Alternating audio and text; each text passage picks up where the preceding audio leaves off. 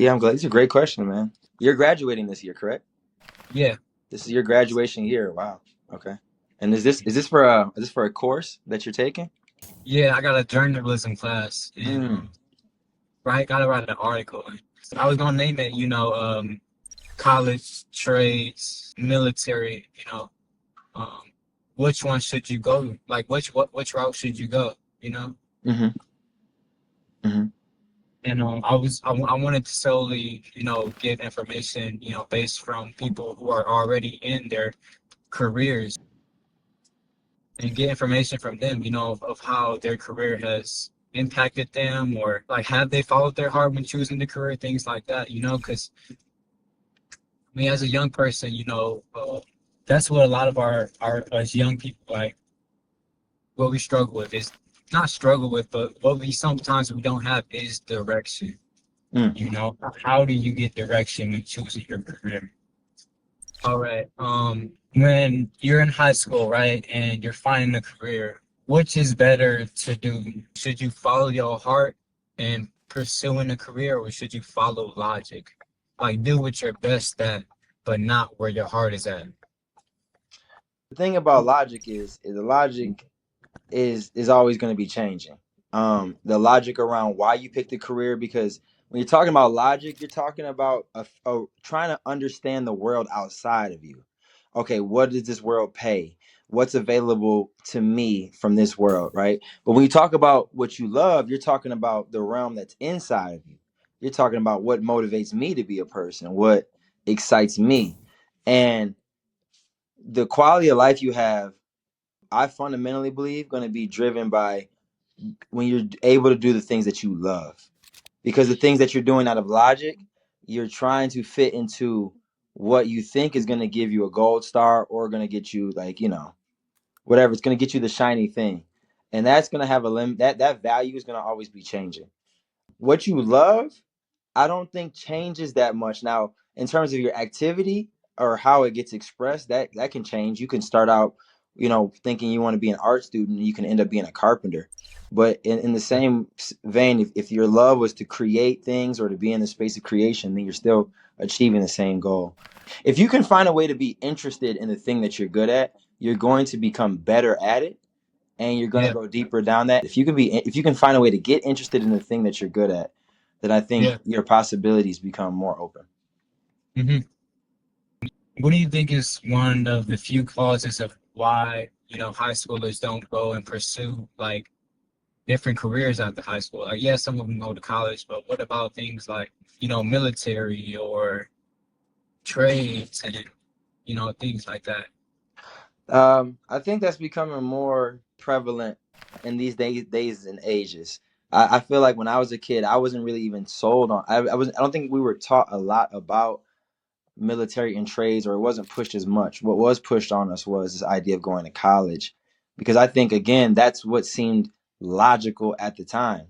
Come to find out, a lot of people have college debt, or careers change, or with the emergence of different technology, careers will look completely different, where maybe a trade, learning a specific skill, whether it be something physical like you know electric work, or whether it's something more like coding is also something someone might not go to college for. It's a trade. It's a kind of course they might take.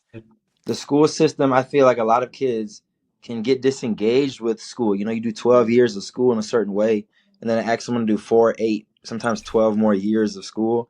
It's just is people are burnt out, and they never finish it. But maybe with a trade, they find something else. Yeah. Why do you think like some of those kids who just don't go to college or don't go and pursue a career at all, just settle for like, a full-time job in like their local community? What do you think can be the cause of kids, just settling for jobs in their local community? Well, I think it all depends on how you look at it and what you want out of life. Just the idea of, as you said, it's settling down in their communities. For some, that might be a low bar. Yeah. For some people, that might be more than they could have even ever expected in their life. And the reason I say that is because I do fundamentally think that our kids should be a little bit more driven. ambitious. I fundamentally do think, being in the school system, I see that there's some burnout, things like that. But I also know realistically, some people come from tough conditions. I was able to work at a school where the graduation rate was like less than 100% basically, and I work at a school where the graduation is 100%, Yeah. right? So when I seen kids just excited to graduate, kids that maybe I seen didn't have the best grades or weren't fully bought into the education system, but the fact that the accomplishment that they felt from graduating, I think is worth stating. Yeah.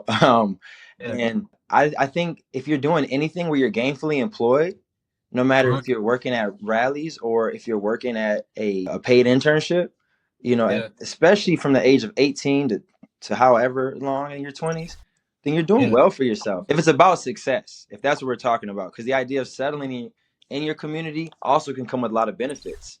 Yeah. There's a lot of benefits. I'm someone who, I live in the community that I was raised in, and I feel settled. You know what I'm Yeah. saying? I do, and that's I was able to live other places in the world, but there is something about home that is worth it to people, and I don't think people. I think people put too much pressure on themselves coming out of high school about whether or not they still live with their parents or if they're getting some type of support or things like that. There's so many other ways that we should value ourselves other than our job, and Hmm. that would be the big thing. Now, if you're going to be in your hometown, are you still growing? And a lot of people, the answer can be no, because there's a lot of growth that happens when you leave your hometown. So I strongly encourage, even if you got to just travel up the road to a different city, to get out of your own hometown so that you can Yeah. understand who you are, what you're into, what it takes for you to function, where your happiness lives, and then maybe come back home, if at all. But to not to still live in the same, 10 miles that you grew up, I just encourage people if they can to travel.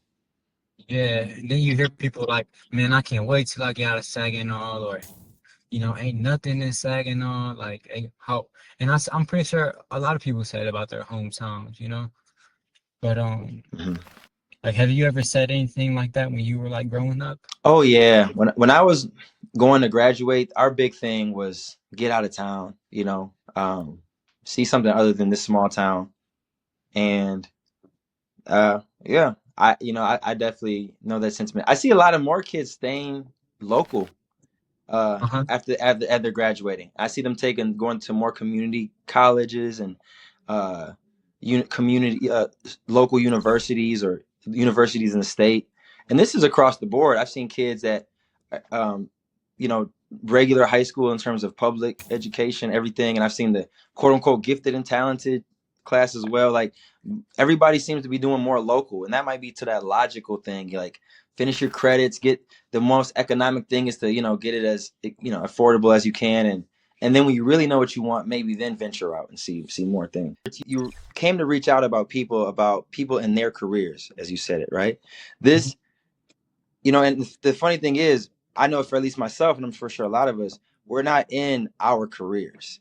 Like I'm not in my career in terms of me being a teacher.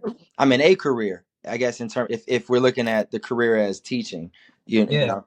Uh, but how I got here has been a journey from doing things that I loved.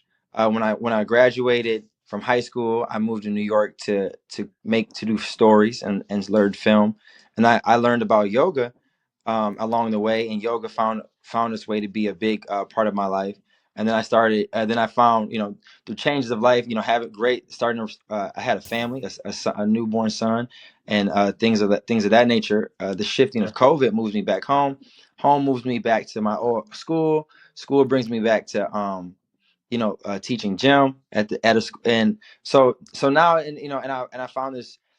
These were none of the things I necessarily planned to do, but yet I'm finding space in all these through lines. I'm able to help people. I'm able to connect, make impact on lives. I'm able to allow my story and other people's story to come out. And so, Mhm. when you find it just goes back to doing the thing that you love, or just finding what you love. That we all, like you say, we were all young at one point. You're older and younger to someone, right? But everybody Yeah. always wants direction, right? And a lot of times I'm realizing at my age, in my early 30s, mid 30s, that you have a north star. You want to do your best to have a North Star, and then be okay with how life takes you through its ebbs and flows. The path will change, and just be open and flexible to how to what shows up. But when you identify things like you did, like it means something to you to help people. When you're putting that into your all, even with a class like journalism that you didn't sign up for, you're finding a way to help people. You're finding a way to make impact. The things that feel real to you, you're still finding a way through them. So you're gonna find your way, and no matter what life takes you, because you know who you are. Man, that might like uh, tie into what you I see what you posted on what you talked about, Facebook. It talks about like values and things like that.